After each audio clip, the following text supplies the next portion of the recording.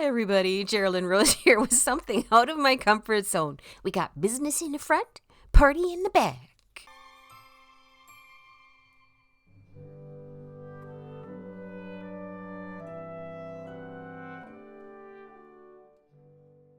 This was for our monthly YouTube hop hosted by Valley Oak Paper. That's Cecilia. Check out the playlist below with everybody else's videos in it too. And it was for something that was out of our comfort zone. And let's admit it, I do not do clean and simple cards. So I procrastinated so bad on this. I actually, aside from cleaning the whole house, I ripped my craft desk apart and pulled the carpet out from underneath it, the throw carpet, and rearranged everything and put it back so that I wouldn't have to do a clean and simple card. Anywho, I started out by a lot of die cutting. I thought I would just do a cascade of snowflakes across the front. And I got to give a shout out to Nancy over on Instagram, Nanti. She helped me with what the definitions were for clean and simple. So basically, it has to be less than a third of the front with colored stuff and very little bling on it. And I'm like, oh boy.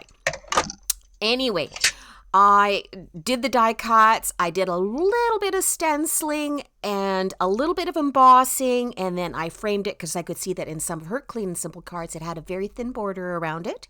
And then I'm going to put that against another white panel. So this is for the front. This was for the clean and simple portion.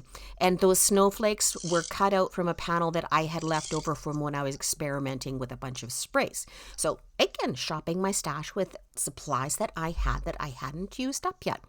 So here we are, we're squashing the front panel down because I wanted to set it up a little bit. I got out some foam tape and I'm going to stick that to the back. I thought at least that way it would give it a little bit more interest in the front rather than just being boom, oh, there's some white on the front of the card. Now, for the sentiment, I thought, oh, well, I'll just do something really simple. So got out the Happy Holidays embossing folder and emboss that. And these, you can take inks and swipe across the top. Now, I hadn't done this before, and because I'm using one of the Lisa Horton silver pigment paints, I was having to be really careful so that I wasn't squishing it too far and getting it down onto the white part. So I cut that out and I layered up 3 of them because, of course, I had to do multiples to get the one I liked. We set it in place with our T-ruler, and that's the front. I had to resist the urge to put a few bling bling down there, like just a few down at the bottom. Like, no, you leave that white space because that is clean and simple. And technically, this one still doesn't fit the definition, apparently, because I have an overall embossed panel in the front. Well, anyway, I tried. And so my mind's percolating that, this is going to be such a boring card. I need to do something else that is out of my comfort zone. So I decided I would do an interactive card. So I cut out a 9x10 rectangle of paper. I'm scoring it at 3 and 6 centimeters. I'm flipping it around. I'm going to score it again. You put one at 1.5, one at 3, one at 4.5 centimeters, and then you do one that's a centimeter and a half from the one edge. And remember, I'm Canadian. We follow British, and metric rules. So sorry for those of you that are in Imperial.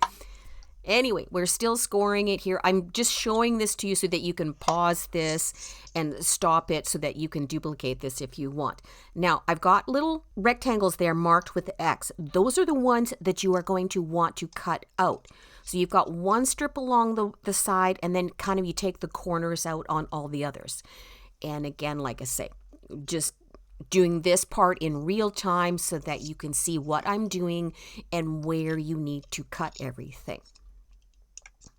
But yeah, I procrastinated on this card. I'm actually the last one in the hop because I'm holding everybody else up too. Cecilia is waiting for my video to put in the links with everybody else. And it's so funny because it was just a clean and simple card. Like really, slap a couple little spots of color on the front, put a sentiment on it, bam, you're done. But no, I just don't like doing those. It doesn't give my brain enough challenge, apparently. And I because we're in Menazimers, right? Let's admit it, ladies. I also, during this, had to go pluck my chin because I had a rogue whisker that was bothering me. Thanks, menopause. And we're doing what we can to keep our brains active and young. And also being a Gemini, I just love doing puzzles anyway. So got those parts cut out, and now I'm scoring again diagonally in that little square in the middle. This is the part that you're going to end up, you're going to fold these guys in, and it's going to be the part that is going to cause your mechanism to work. So we're reburnishing all those score lines. We're making certain that nothing is sticking out once you kind of got them all folded back, because you don't want them hitting the other parts and interfering with it actually being able to do its spin thing. All right. And this is the part where you kind of push the two middle parts in so that it forms a collapsed pyramid. And you, if you pause it, you can see there how it actually looks. All right, I'm reburnishing it. Now, that's just showing you how it actually looks and works. You want to give it a little bit of reinforcement. So we're going to glue the two large rectangles together, and you're going to set that aside to dry. You do have a little bit of dry time between each of these steps because that glue has got to set. It's actually got to be dry before you can go on to the next parts. So I jumped over to doing the inside. I'm using my Pink and Main. I've got a couple of stamps from them, the Hello Winter and Love You Snow Much. Put down some periwinkles, some light blue, some purple tones. Did, of course, a little bit of brushing on there to blend everything in, just to bring a little bit of highlight around certain spots. And I've got them situated over to the edge because I know I'm going to have my spin mechanism in the middle, and I want those sentiments to show. So while I'm at it, I'm going to throw that custom stamp on the back. These were from ScrapNStamp. Everybody seems to be interested where I got them. I do have 7 of them. And jumping back to the inside. So I'm going to set the background snowflake down first. And again, these are just leftover snowflakes that I've got. I think a lot of them were from the Christina Warner release from Concord and Ninth last year for the online card classes, the Oh So Very Merry. And I had those leftovers. Like, well, just might as well use them up. I'm taking stuff out of my stash at the same time. So we're going to glue that one part down. We're going to let it set. And now we need a circle that goes over top of that mechanism. So I cut that out with just my waffle flower ones. And I've also got that Sizzix, one of the Vault, the festive wreaths, just to kind of go over top and hide that circle a bit. And that circle is going to give us spots that we can adhere what we're adhering. I made this tricky because I was putting snowflakes on it and taking a real chance they were going to catch, but they worked. Most people just put like circles or squares on there, like chunkier ephemera that, you know, isn't going to hit the next part as much. So you bring that circle in through the middle part, and you're going to only glue it on the one bottom tab, and make certain that your glue's not sticking out onto anything else or underneath, otherwise it won't spin again. So now that that's dry, I'm going to start putting all my other snowflakes around, and this portion where the rectangle is in the middle, you could put just a piece of paper across it, slap some Christmas plaid or something there. I put snowflakes on it.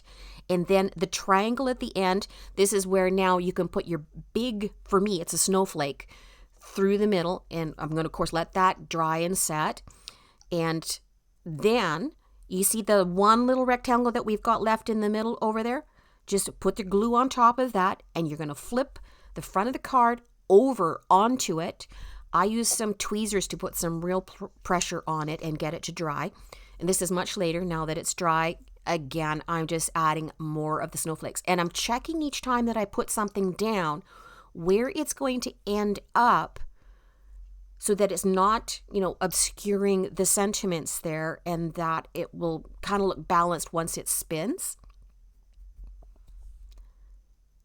And of course, also checking that they're not catching on each other, because some of them, of course, have got like curled up edges, and you know, you don't want them banging against each other and sticking. So most of the inside of the card's done. We're going to jump back to the front. Just put a little bit of wiggle room with the glue on the foam tape. We're going to stick that front panel down. And very carefully. And here's the inside. And as I said, just a couple of last ones. And you can see I've got a little piece of slip paper underneath that so that the glue doesn't get underneath. So that's the finished card. Very plain in the front. And then you open it up and blah!